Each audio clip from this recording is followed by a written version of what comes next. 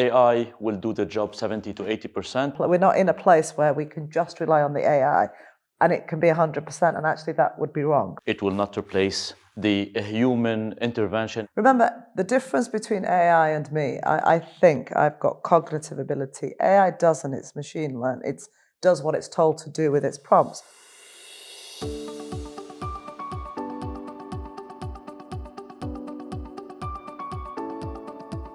Sarah Malik, you are the founder of Soul International. You are a legal expert with strong expertise in international dispute resolution and arbitration. You are an active speaker and influencer in the legal space. You received the Litigator of the Year in GCC Women in Law Awards 2022. It's a pleasure to have you in Lexzur podcast and having this conversation. Thank you. Thank you very much. It's a pleasure for me to be here.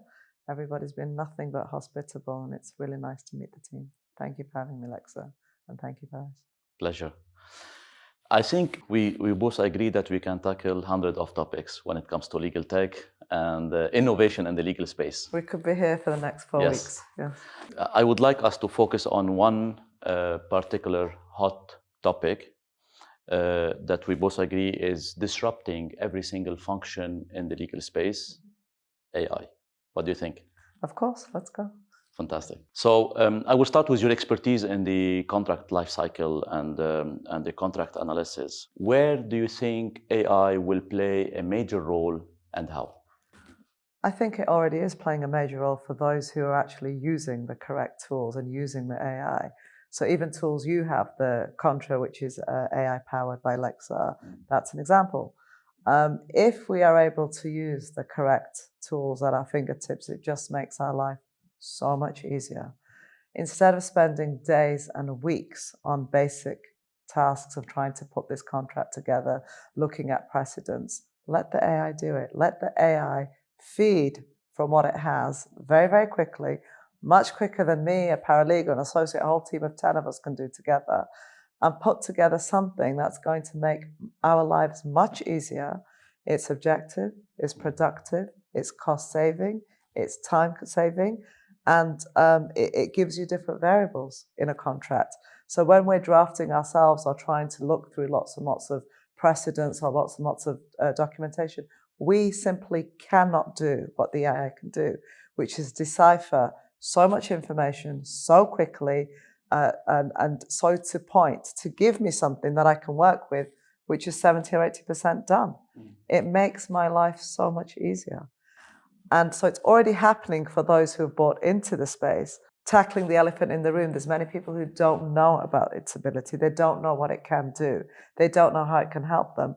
And that's where I think it's important for people to be educated about the benefits of letting AI work with you, work for you, and understanding that it's a real game changer in our profession. Interesting. And do you think, like when you take a large volume of documents, do you think AI is capable to analyze this large volume? For example, consolidating data, detecting risks, highlighting some compliance rules or other? Absolutely. And the more sophisticated it becomes, the more it's able to do that. Remember, the difference between AI and me, I think I've got cognitive ability. AI doesn't, it's machine learned. It does what it's told to do with its prompts. But the more it does it and the more it becomes refined, it starts to have predictive analysis. So the more I'm working with it and putting prompts in, it starts to understand how I'm thinking and it gives me what I want. Yes. So I work with it. It's the same as if I give an example of, I don't know, you browse the internet and it picks up your behavioral patterns and what you do, and suddenly you start getting ads and things that are relevant to what you look at. It's the same. If I'm in a particular discipline and I keep asking AI to get me a contract or get me something that's to do with arbitration or to do with sports, it's going to start understanding what I want and it's going to get better and better and better. And ultimately, it can go through lots and lots of information and help, whether it's identifying compliance rules, whether it's identifying, negotiation strategy or tactics. It's how you work with it and your ability to work with it and make it work for you. So it's never going to be able to think. Maybe it will one day, I don't know. But certainly it can be coming soon. It can be controlled to think in the way you want it to think by the constant prompts and the constant use of it. It just becomes more and more clever. Yes, So this it's is the what we call consistency. training and educating the and this is very interesting, because if you mentioned the search, and when you analyzing with AI is totally different than searching on a database, because Absolutely. searching is creating like the keywords pattern, Yeah. Detecting the patterns and the And they keywords. might not Where be relevant. The search, AI is thinking differently. you can search and you can waste time searching because it'll pick out the keyword, but it's nothing to do with the context of what you're searching for, but it picks out that word. Whereas with the AI, the prompt that you can put in, it's a very refined search. Yes. It's a much more contained search, much more relevant, rather than this generic search of, just give me this word when it appears in a document. I'm not that interested. I'm interested in putting together something that's much more refined, and that's what helps me. So it's about working smarter. And I think if you want to work smarter and have more productivity, then let the AI work with you and for you. It's got to be the way forward. Absolutely. Talking about the contract lifecycle management and contract analysis, can you share 2 or 3 concrete examples on how AI can help producing more with less effort when it comes to contract drafting analysis? I think what you have to do is you have to combine the AI with somebody who knows how to use it and what they're looking for. So if I want a contract that's specific to a sports matter or a arbitration or something to do with employment, I'm going to prompt the AI differently. I'm going to ask it, can you give me a clause that will deal with termination in the event of breach of X, Y, or Z, whether it's to do with sports, whatever it might be, and it will give me a standard form. I can't rely on that solely. I have to put my own knowledge into it, and that's where the legal analysis and the critical evaluation comes in. But it'll give me something to work with. It'll give me a clause that I can use. How does it do that? It takes information from all different clauses, all different information, and puts it together, but in an intelligent format. We couldn't do that a few years ago. And it's a game changer because now I can put the right prompt in, and then I can prompt it more if I want it refined further. Can you give me a clause that deals with the new law, whether it's a UA law, a KSA law, anywhere in the GCC or even internationally that deals with that particular law? Again, I'm mixing my legal knowledge and ability with the AI. How do I know that law exists? Because I should know that. I'm a lawyer. How do I make AI work for that me? I get that law, I give it to AI, so tell me how I can put that into a draft. So it's a bit of both. We're not at a system or we're not in a place where we can just rely on the AI and it can be 100%, and actually that would be wrong, ethically, professionally. Yes. That's not why we come to profession. Now, what's the difference between that and looking through precedents that have been there for ages? I have to actually look through them, cut a bit from here, cut a bit from there, cut a bit from there to get something together. Why do that? Time consuming. AI can do all that for me. Yes. Yeah. I agree that AI is doing today like more 70-80% of the job. Is there any disadvantage we need to pay attention to when using AI in contracts management? Of course. I mean, look, there's always a disadvantage of everything. There's always pros and cons, and we shouldn't pretend otherwise, right? And that's a reality. So the disadvantage, I guess, in AI can be because it doesn't think and it doesn't know, it can put something in that it might think is relevant, but you as a trained eye, as a lawyer, will go through and say, actually, that clause is not relevant in this contract, or there's been a duplication of clause. We've already mentioned something then, it's re-mentioned there, or there's a contradiction. But that can happen when humans draft, or when I'm drafting a contract and I've gone to the side, you can have clauses that contradict with the human eye. Absolutely. So that's the same fallacy with AI. It can happen. Absolutely. But that's why that disadvantage to me isn't much of a disadvantage, because a properly trained person, lawyer or otherwise, dealing with that AI can quickly pick that up. Absolutely. Right? So the disadvantage is only insofar as, it can reproduce, there's a disadvantage if you're using OpenAI and it's collecting from databases that are not correct, that are fed in are not correct, and there could be IP issues if it's using information. But if you use a right AI from products that are designed for the market, like yours, like others, then you have a higher level of credibility, and you know that what you're doing or what you're using is proper and fit for purpose. Interesting.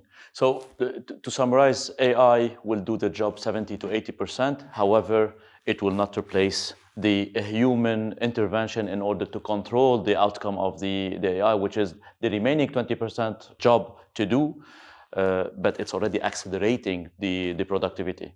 Well, let's be clear. Look, you can't sit back in a world 20 years ago and pretend all those mundane, laborious tasks that were labor intensive that we still need to do as lawyers. We don't.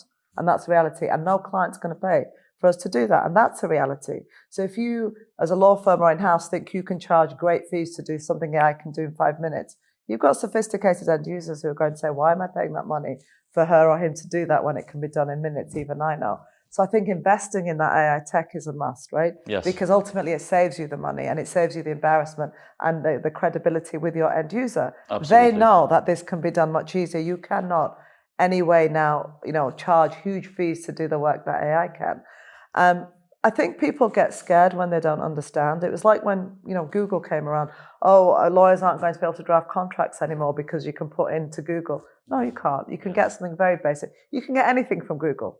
You can pretend to pass yourself off. You can even get medical reports from Google and self-diagnose. It doesn't mean you don't go to a doctor. So I think there's a fear about nothing. It's not going to replace us totally. It's just going to help us. But the fear is this, that if you don't get your head around it and if you don't work with it, then you're losing space. You'll be left behind. And I think with the next generation of lawyers coming through the doors or industry, it's expected. I certainly, if I'm interviewing, I expect you know your way around AI. You need to work with it the same way you can work with Word or PowerPoint or Excel. It's part of the integral system now. It's part of the progress, and every day we need to elevate. We need to elevate the way we're working. We need to elevate the tools we're using and the quality of our deliverables. This is leading me to an additional question that I think it's a challenge also. How, with this extensive use of AI tools, how legal teams will be able to control the challenges coming from the data privacy of their clients? Data privacy, data protection is massive, and it's getting bigger and bigger for the right reason. Data is one of the most kind of expensive commodities. It's sold, it's abused, it's all the tech companies who ever get into trouble, it's all data. We see it worldwide, right? So we need to have comprehensive data security protocols in place when we're using AI, and we use it because data is being moved around. You need to have encryption, you need to have secure storage, you need to have access controls and authorization. You need to make sure there's data minimization. Only use what's actually needed for your clients. Law firms or in-house should only collect and process necessary data for AI applications, not everything. Yes. And for that, you need somebody who knows what they're doing to be responsible. You should have transparency on any kind of algorithms that you use. You should prioritize using transparent ones that fit for purpose. There should be scrutiny of what's going on. That transparency will also build trust with your clients because they know how their information is being used or misused, if you like. You need to have regular security audits and updates to make sure anything you're using from your clients isn't breaching and causing potential liabilities. And there's the part of regulations. I mean, Absolutely. respecting the local regulations, it's a huge area of improvement for legal practitioners. And you have to continuously monitor. There's no point having a policy, paying lip service to it and leaving it there. You need to know how it's working. Is it working? Is there a problem? Fix the problem. Yes. So I think if you take that proactive step, it can only work. You also need to have a privacy preserving AI techniques.